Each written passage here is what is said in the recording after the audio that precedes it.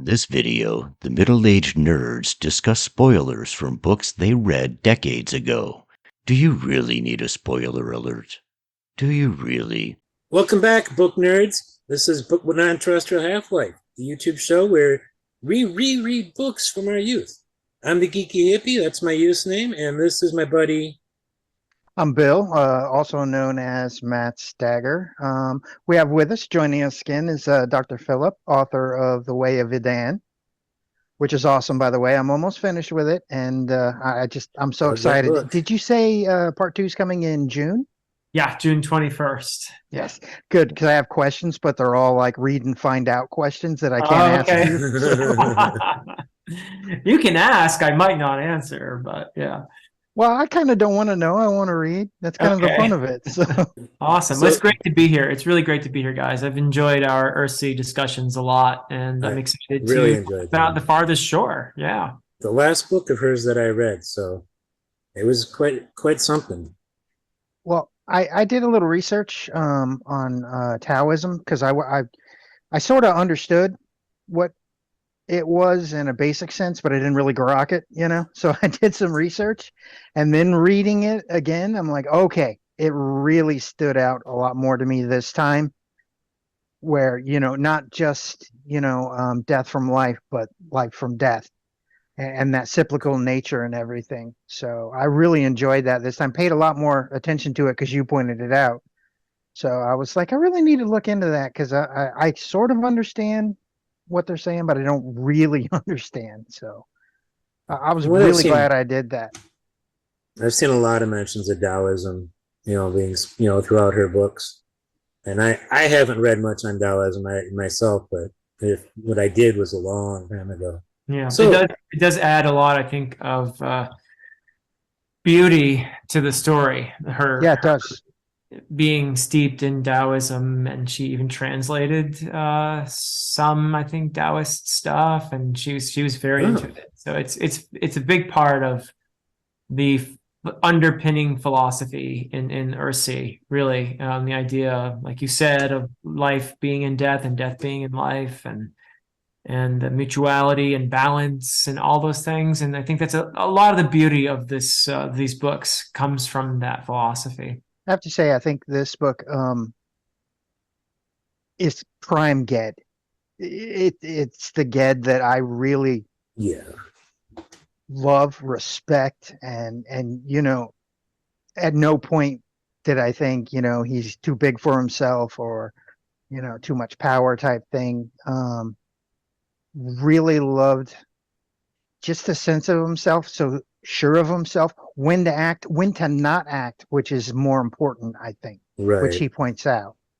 And I found that just very beautiful. This is Ged at his prime. I mean, he might be old, according to the one student there at the school on Roke. And he's like 40 or 50. Yeah, our age. Gamble? I'm like, well, old. Yeah, Gamble said that.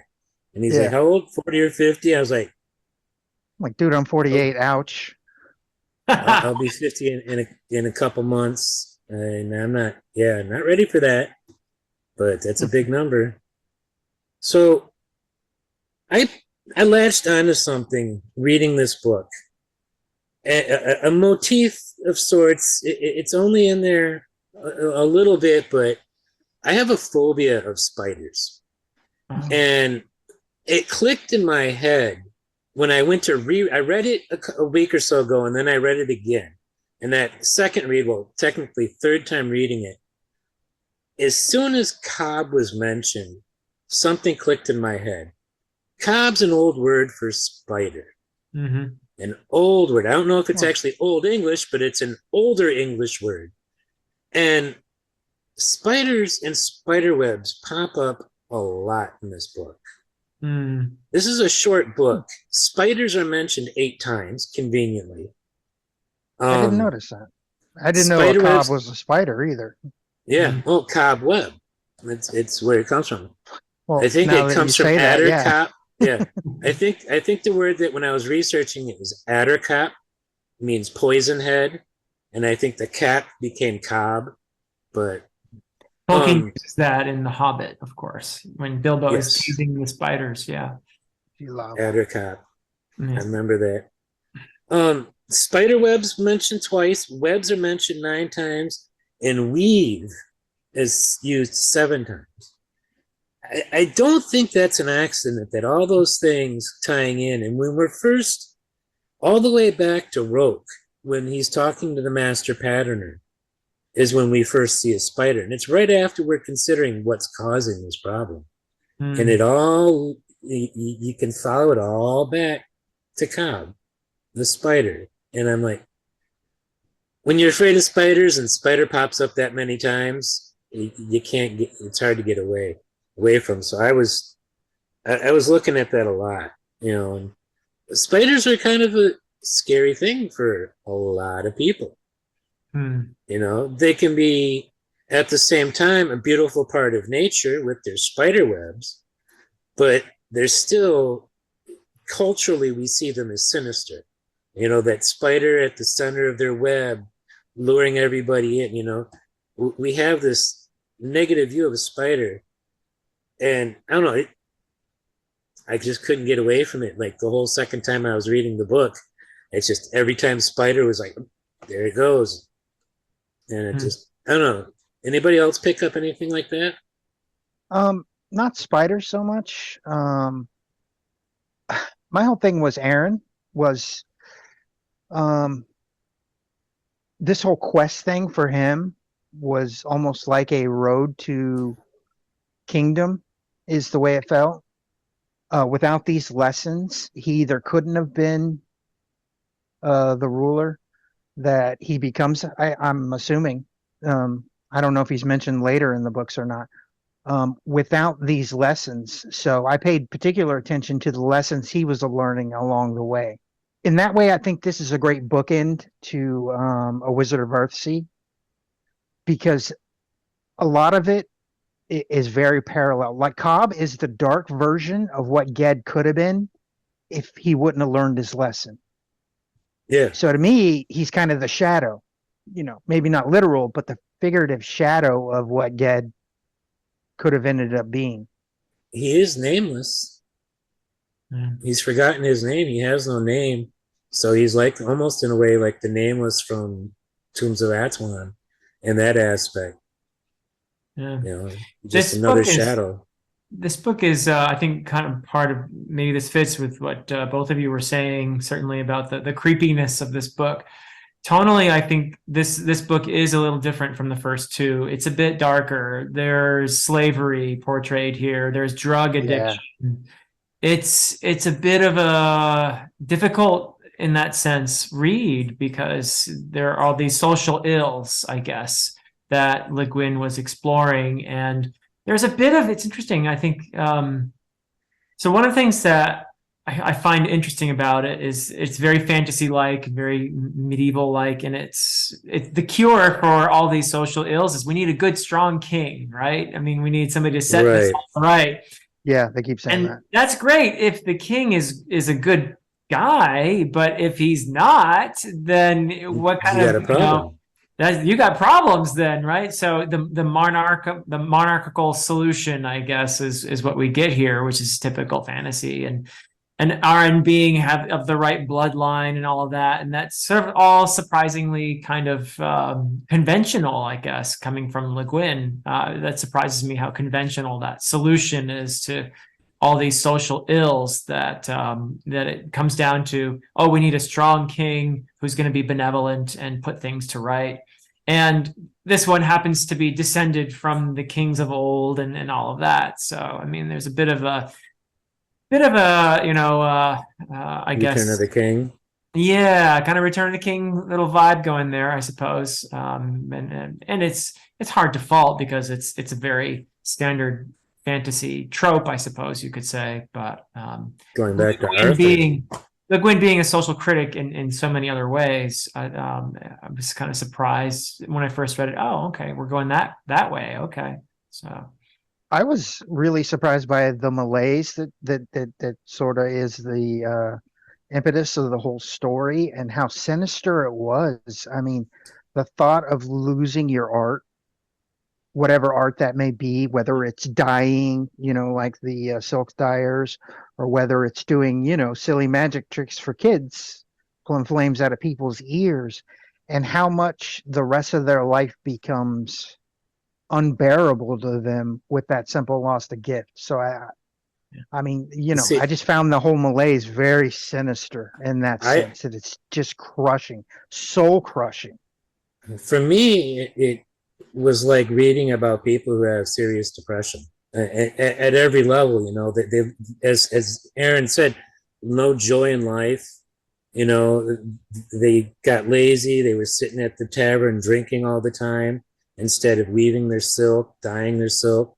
It just the hazia drug, Yeah, hazy. to cover up, to deal with your depression, which is, people drink, people do stupid drugs, when they're depressed and just make themselves worse. That's what I saw with that, because I've been through the depression. I'm bipolar. I deal with it every once in a while, and it's not fun. And it's a lot like what we read in this book, especially when we were on, what is it, Longberry or Lorbury, the island where they do the dyeing. That one was just very much, an expose on depression, is what it felt like. Well, I also found myself having some moral questions, like, would Ged have stepped in against the slavers if they hadn't taken Aaron? right. I mean, he saw them as they were coming into port, so he knew they were there and what they were. Well, and Aaron questions him and says, well, you freed me, but then we just left. And okay, he says, well, I have freed the other slaves and I'm going to let them all sort it out, And it's this idea of non-interference, whereas I think you have a good point there, Bill. Did he have a moral obligation to put things to rights before moving on in his quest? That would have taken a lot more time, but he seems to just sort of step back and say, nope, I'm going to have to let them figure it out. He says he refuses to punish. Although he did make that guy basically mute until he had something worthwhile to say. Which, by the way, is one of my favorite curses I've ever heard. That is but beautiful. It's a little light. Small. It's a little light. Yes, that's the word. Kind of curse that a slaver deserves. But, like you said, who gets to act? Who makes that decision? Does he let them make him evil with his own actions by retaliating to their reactions? He does tell Aaron not to let others control your actions by only responding to theirs.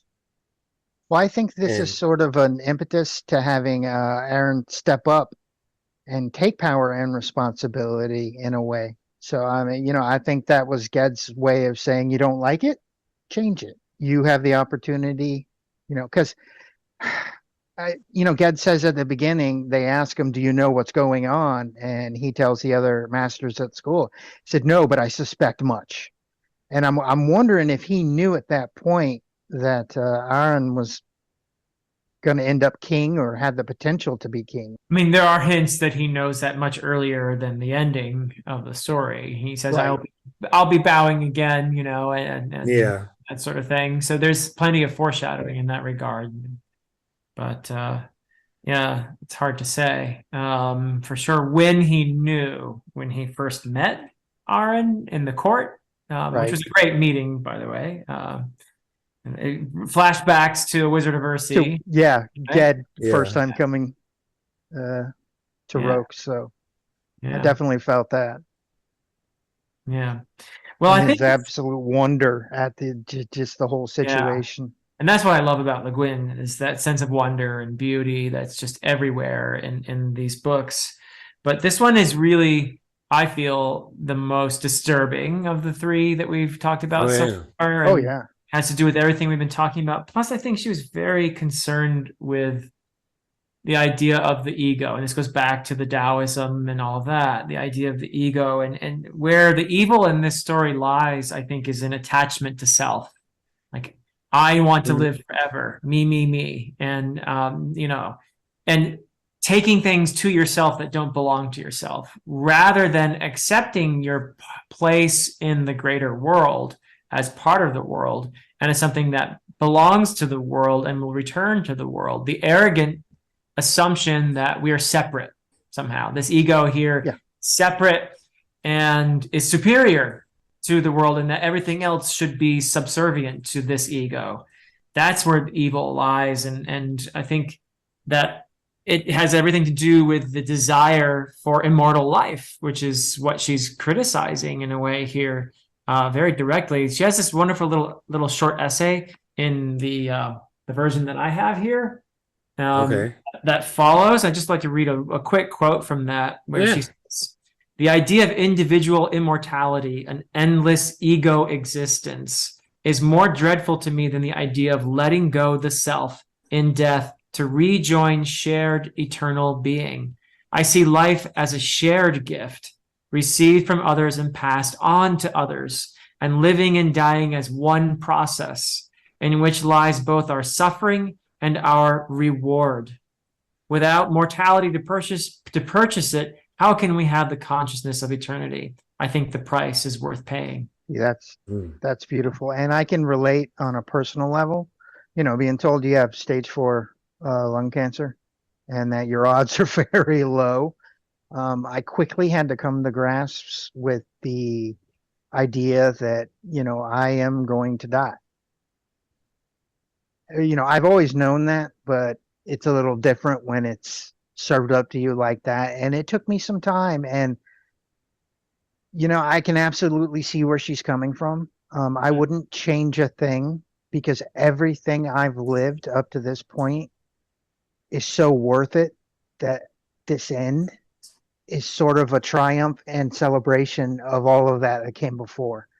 So one without the other doesn't work. Yeah. My Yeah. life has no meaning if there's no end. How I feel It, personally. it's an aspect that of the book that I've thought about this past week, but haven't enjoyed thinking about. My mom went into the hospital Thursday night, Friday morning, and she's actually just getting. I could hear the car close just now. She's just getting home. I don't know what exactly was wrong. She was going to tell me when she gets home, but what I did hear had me worried, and it just. I'm not, I've already dealt with it on me growing old and looking at the fact that I've got more life behind me than ahead of me, unless I live to 100, but I still haven't gotten to that point about losing my parents.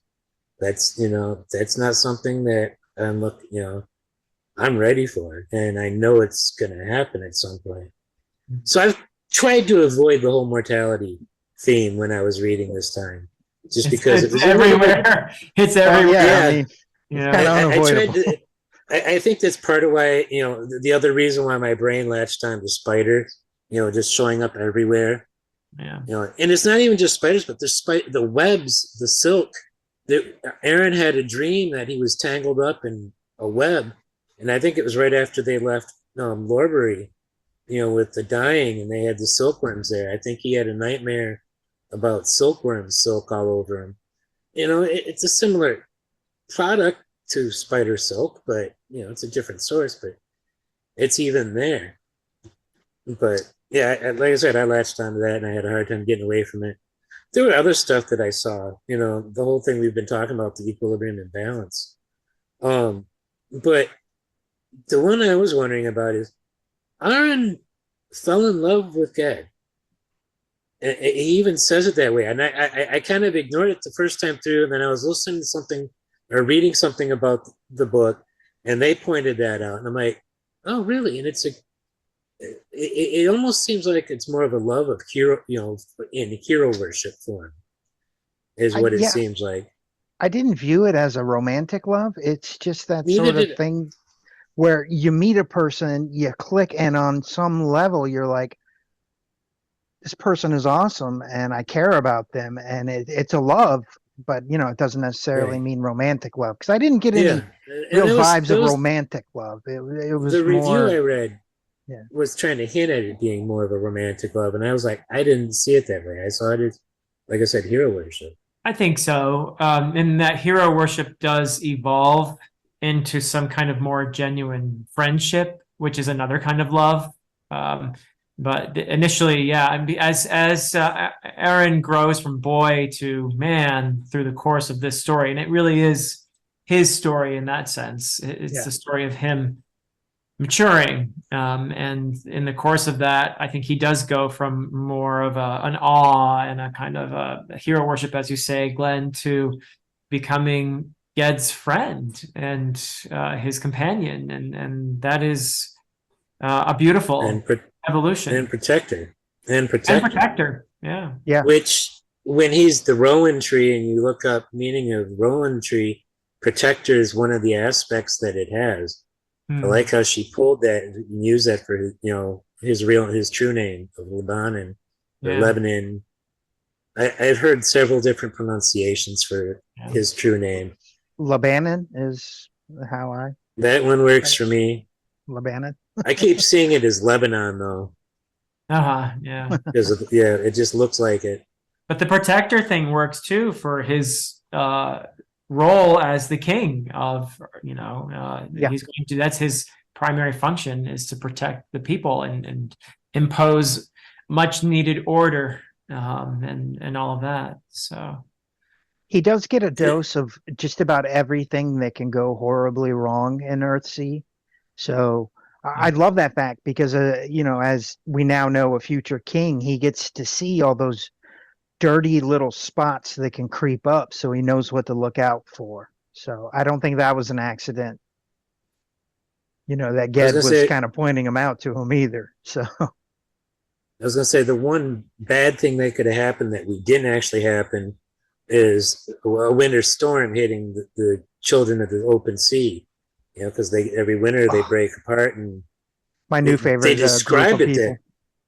They describe them, or they describe waves as storm clouds because they had no concept of a hill, and I'm just like, it's brilliant.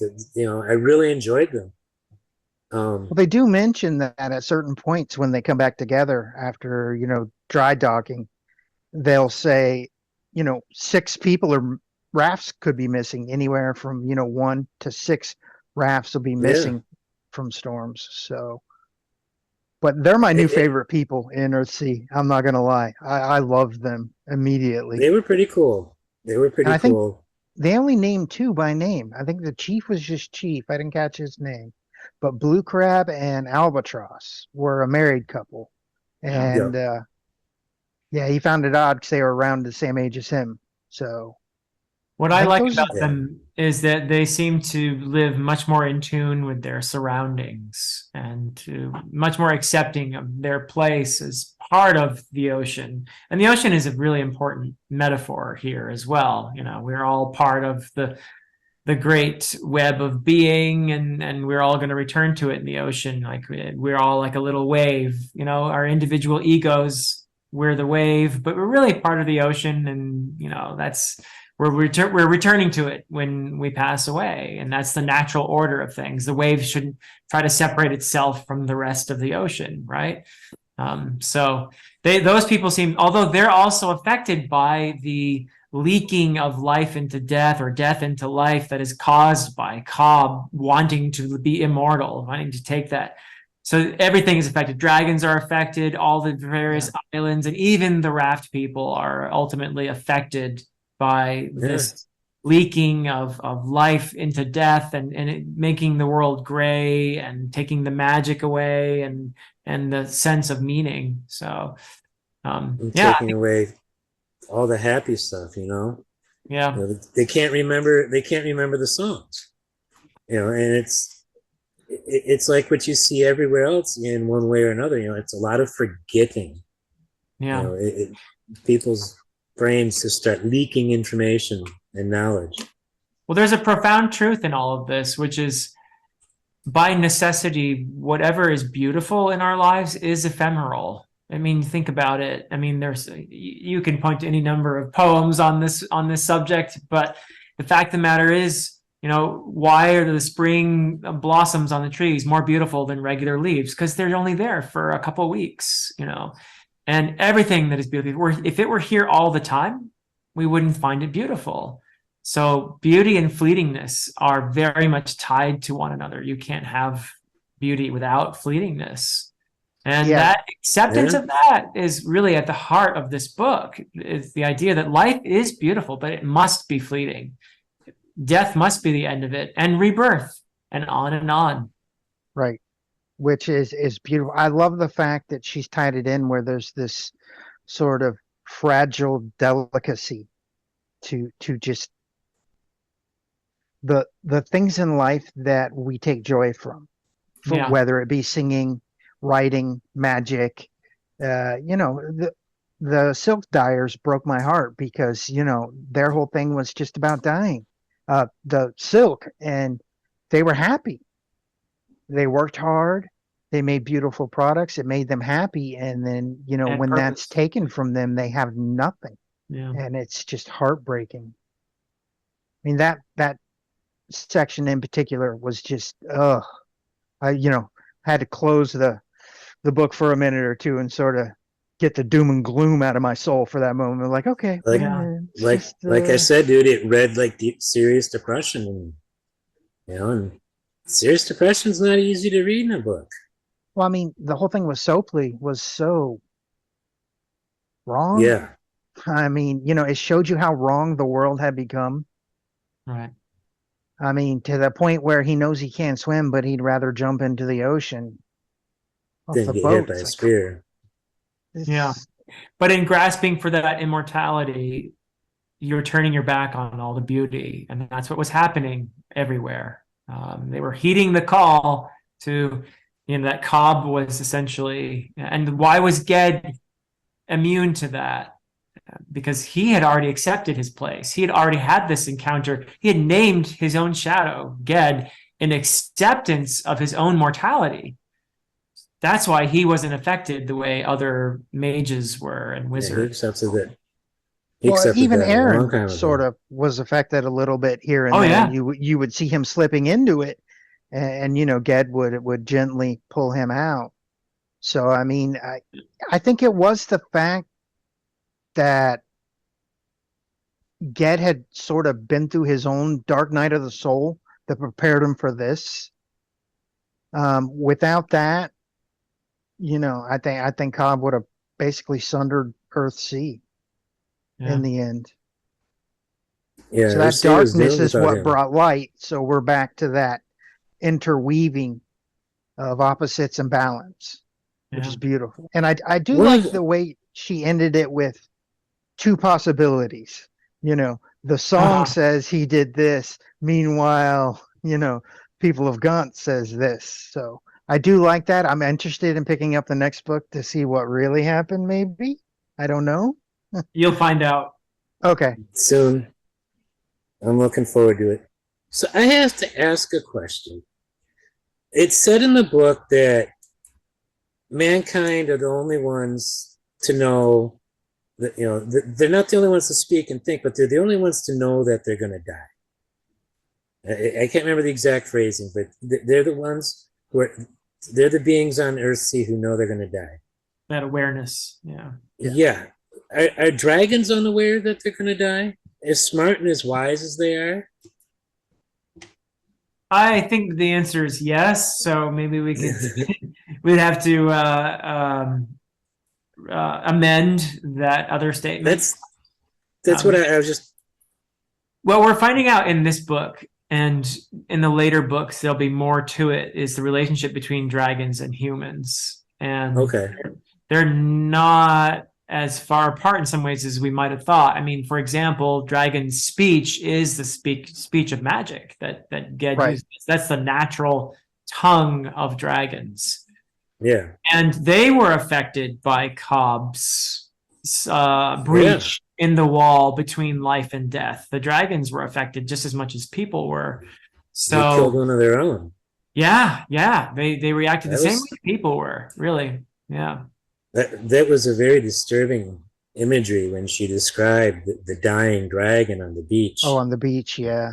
Yeah, that was just I think it hammers home just how wrong things went, though. So in that sense, it was beautifully done because we knew it was bad. But I mean, to see the sort of, what we all as fantasy fans think of as, dragons. majestic. Yeah, just being brought so low, by their own because an act of madness. Yeah. Sort of, really hits you on that. I won't say nerd level, but my nerd level. I'm like, oh man. I also love how the part that Orm Embar plays in getting sacrifice. Yeah, then he sacrifices. He plunges down on Cobb there and ruins his plan. It makes it possible for Ged and Aaron to fulfill their mission. So it's really a collaboration between dragon and human to resolve this. Yeah. Well, I think Kelson further cements that shows up, and sort of gives them a ride. And even though Kelson appears to be very amused by the whole thing, it's still something he did, and dragons don't do things willy-nilly. So you can kind of see just right there. You can see, looks like hands, like there's somebody sitting. There you go. I think it's somebody sitting on that dragon on that cover there. Yeah, it is. These are the covers I grew up with. Somewhere in a box somewhere, I've got these 3 editions of the Earthsea trilogy. I ordered my illustrated copy, so I'm just waiting for it to get here. So I need to get a physical copy of that. I've gotten the ebook version of it. So, and what I've seen in it so far is pretty nice. It does have some nice artwork. Actions have consequences. It is brought up a lot. And that I guess you could say that ties into the whole debate of whether you should be doing or just being, as it's put. And actions have consequences ties into that whole idea of, don't let others control your actions. Don't let your actions be the consequences of their actions. Do your own thing and don't retaliate. But I mean, we do see. I mean, Cobb didn't intend, I don't think, to cause this trouble on Earth. He just wanted to stay alive. I don't think he understood that what he was doing was going to lead to that. Or if he did, his life was worth more than that. But I don't think it was his goal to cause the problems he did across the Earthsea, across the archipelago. I gotta kind of disagree on that one because as a magician, he knew there are consequences for what he was doing. And he even says to Ged, I was willing to pay that price of my life in order to bring myself back. So he knew that what he was doing was going to fundamentally change the balance within Earthsea. So I think a part of him knew, maybe he didn't know the extent and what form it would take, but he knew there was going to be an issue of some sort. Well, yeah, but I don't think what we got was what he wanted. I don't think it was part of his goal, his purpose. It was a side effect. It was that consequence of his actions. I see what you're saying. He was, so he might not have known exactly, but I don't think he was. I hesitate to call him evil, more selfish. I mean, maybe selfishness does lead to being evil, but I don't think alone. I think there also has to be malice there for someone to be evil, and I don't think he had any intended malice. He does claim this position of kingship, though, and demands that everyone worship him, and that now whether or not he intended at the beginning, maybe he came to that place because of what he did earlier. So you could that still holds up, I think. But, yeah, because Ged even asked him. He said, "What should we call you?" And he said, "You can call me my lord, master, king." Yeah, yeah. And he went on, and and he's a deliberate contrast to, I think, Aaron, who is the real king, right? He's the Right. shadow king who wants to rule over all, who doesn't have a right to, whereas Aaron is presented as learning these lessons in humility and connection and serving, being the servant. He sees himself as a servant to Ged. So by learning to be a servant, he learns to be a leader, you know.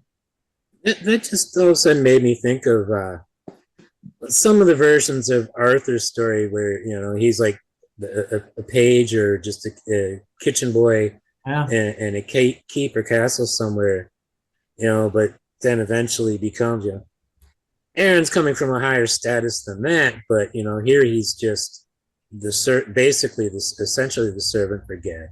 At least that's how he's seen, but there are some Arthurian parallels there. In some Oh ways. yeah, there's some definitely Merlin Arthur stuff going on in here. Yeah, with Ged. Definitely. Yeah, I really got the whole power and responsibility sort of theme going that Ged was trying to teach Aaron. So I thought that was really well handled.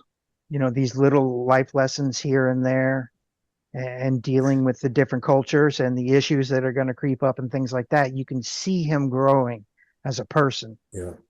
You know, which is kind of the whole point of the story, because I don't think we have we have one or two maybe chapters where we see from Ged's point of view, but they're almost all Aaron.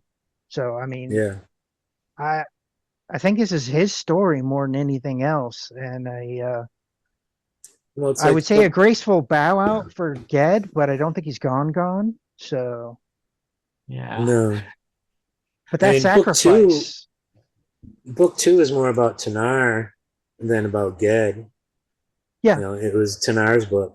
We haven't really had a Ged book since the first one. You won't get I one don't in think you. four either. Yeah, I didn't think so. I think that's going to be more Tanar. Well, the character Tahanu. Tahanu. Who I barely know anything about. Yeah, you wouldn't know anything yet. But, Yeah, I don't. But I love what she does with dragons here, and that evolves even more in the next book too, just in some interesting ways. And the connections between humans and dragons, it's pretty cool. Yeah. I gotta ask you, Philip, do you have dragons in your book? Oh well, it's kind is that a secret? I mean, it's kind of sort of not really. I'll give you an evasive answer. Bill is going to find out pretty soon if I have dragons or not. Okay. I didn't say anything. I immediately just went. But for the most part, in the first book, no, there are not dragons present. Okay. Present. Every good fantasy has to have a dragon somewhere, even if it's just on a banner. And I mean, in the trilogy as a whole, there's more than banners. I can say that. Yeah. Okay. Looking forward to it. I'm waiting for the audio book. Well, now you know why it was painful for me to stop reading. You want to finish the book? Yeah, I'm close. Oh, that's awesome. So yeah, this was a beautiful experience, as every Earthsea book is. This one may be, though, I feel like the toughest. Definitely the hardest. Yeah, you guys agree? Yeah.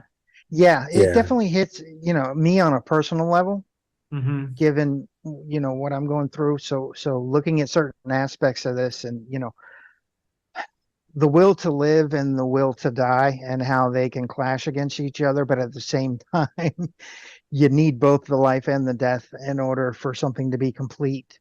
Yeah. I've read that before, that theme before. I've probably even pointed it out, but I didn't really feel it until this book. And this book, I really felt it. So in that way, it's almost, I think this might be my favorite. Wow. Yeah. It's dark and there are hurtful parts, but at the same time, there are gorgeous parts. I mean, describing the sky when they're with the people of the open sea and things like that are just those sort of moments where it's so vivid in my mind that it's that magic moment for a reader when you connect to it and you feel it and you can see it. You can almost smell the brine on the air. I really love really had that this time. So I love I that. really loved that moment Aaron had of seeing the gulls flying off in the distance, and Ged's like, can even hot sparrowhawks see a gull at 20 miles or whatever it was, 10 miles? And you realize he's watching dragons, like a Yeah. whole flight of dragons flying, and just dragon lover, straight up dragon lover. Ever since I read Smog, and then, well, especially Anne McCaffrey's dragon, so I want a fire lizard, but something fierce. Well, Yeah. after But Omar Ember lands on the raft, Aaron even thinks to himself, well, if I die now, that's okay Yeah. because I yeah, have this. And that's what So- Tolkien meant when he said, I desired dragons. And I think that Le Guin captures that sense of wonder and mystery and Yeah. beauty. And that's the other side of this, that you cannot have that wonder and mystery and beauty without the mortality. You can't have the light without the darkness. That's the whole point of this book. And that's why I think this is such an effectively, she's wed these two things so tightly together, the dark and the light in here in this book in ways that I find the book itself. Yeah. Yeah, the book itself, because we were just talking about all the darkness in the book, Yep. but then we're also talking about all these beautiful scenes, and Yep. even just the physical nature of the book mirrors that from the story. So I think that's awesome. I really found it started. I have to agree. I think it is probably my favorite of the three. Maybe Tombs of Atuan would come in close. I really enjoyed Tombs of Atuan, but the darker aspects, the more problematic, hard stuff to read, in a way, kind of made the book better. Not so much better. I enjoyed it because of, because I don't like super bad stakes, where everything is constantly 100% against the protagonist. But I do like to see, a more realistic world where the bad things do happen. Yeah. And so I appreciate bad shit. It's what works, for me better. So I think this might just eke out Tombs of Atuan for Awesome. me. Yeah. It's a Glad compelling I'm not read. alone. Yeah, it's a compelling read. It's certainly a theme that Le Guin handles beautifully. The idea of life, the intertwining nature of life and death, and I personally find it beautiful, and I think that that one of the important functions of storytelling is to help us to wrestle with our mortality, and I personally have not found a more beautiful and compelling way to answer that question of mortality than to affirm that I'm part of the people around me, I'm part of the life around me. What I do reverberates beyond this ego. And so it matters. What I do matters. And I'm connected. And I always will be connected to the people I love and the people I interact with. So I think that she captures all of that just so wonderfully in here. And I would agree with the two of you that this is my favorite as well of the three. Nice. I You're can really going to enjoy The Sandman, by the way. Oh, I'm sure. Yeah. These themes come back up in The Sandman. I'm a huge Sandman nerd. So, Cool. as far as I'm concerned, when I die, that's my death. If I get to choose, it's going to be death from Sandman. Absolutely. All right, mine is Shove Me Out in Airlock. Hey, at least I made it to space. I want to be burned on a Viking ship. Now that we're all confessing our death wishes, I want to go out on a Viking ship. Yeah, that doesn't surprise me, Philip. Yeah, Knowing your academic background, that does not surprise me at all. Yeah. What is the German word for coming of age story? Bildungsroman or something like that? Bildungsroman. Yeah. Bildungsroman. I can never I didn't know how pronounce it was pronounced. Yeah. I don't know the German. I figured you would know the pronunciation of that word. Yeah, when I was reading online about this book, that phrase, that term came up, and a number of reviews. Yeah. I was like, I definitely. I didn't realize there was a German word for coming of age story, but Same thing. I don't know why I was surprised. Yeah. Yeah. Germans have words for just about everything. Or they'll make it. If they don't, they'll make it. Yeah. By combining lots of words together in a long word. I've Lots of seen some consonants. monsters. Yeah. I've seen some monster names or titles and rank stuff like that. Yeah. Anything else you want to mention, Bill? Anything you got to bring up? I think we covered it pretty well. Like I said, I think this was so beautifully done, and the fact that the darkness just accents how beautiful the light is throughout the story, and that is woven so well with prose that is gorgeous, just She is gorgeous. Yeah. She is the best prose I've read all year. That's definitely. At least this year, maybe the last couple of years. Yeah. I did read some Guy Gabriel Kay recently, and well, that blows my socks off. Yeah, in regard to her prose, I think she understood how the prose creates the world much more than most writers. She had this idea, and that the language you use to tell your story, it sets the tone for the story. It is the story. You can't separate the story from that language, and that is a big part of, I agree with both of you, the beauty of this of the Earthsea series is this slightly archaic, this very just beautiful rhythmic writing that she has, that it's just every time I read it, I feel like I'm coming home, It's just really profoundly beautiful. Yeah, there are sections that are honestly pure poetry. I'm like, if somebody submitted this to a poetry magazine as a poem, it would absolutely be accepted and printed.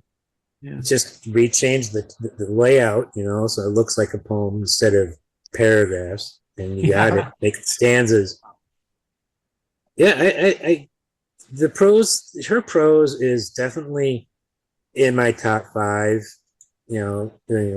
I've got Tad Williams up there, Guy Gabriel Kay, Robin Hobb. I've now read Farseer and Live Ship. I got to get on to the next trilogy. I haven't caught up to you yet on that, Philip.